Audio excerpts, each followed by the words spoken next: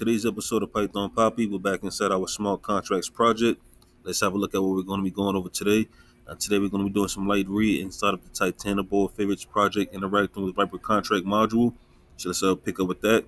So to start, we would do favorites contract.store 33 to update our favorite number to 33, which I showed you yesterday. This will call the store function from our favorites.by contract file and pass in a new value we want to store, which is 33. We would then print the value of the starting favorite number again to see the updated value of our favorite number. We can do that like this. Use a print statement with an F string, say updated favorite number. Then we're going to pass in a parameter of favorites contract.retrieve because we're retrieving a new number that we just stored using a store function on our favorites contract, and we're going to retrieve it so we can view it. This is what we should get printed to the console. We should see updated favorite number 33. Now notice we could have also stored our updated number to a variable like this. We could have said update favorite number as the variable, and that we're going to store the favorites contract.store function 33. So basically, we're storing a new number using the store function, and we're going to put it inside of this variable here, the update favorite number.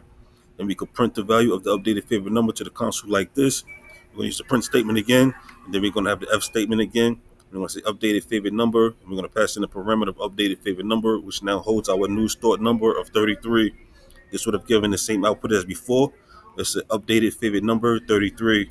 Now also note, with this method, we did not use the retrieve function to get the updated value of my favorite number. Instead, we called the store function and passed in a new value we wanted to store, which is 33. So basically, we didn't have to use the retrieve function for this method here, like I showed you.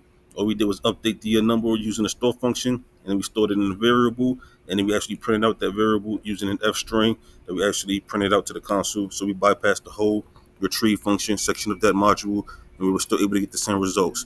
So basically, that's that right there. We're going to keep moving forward. Of course, I will keep you posted every step of the way.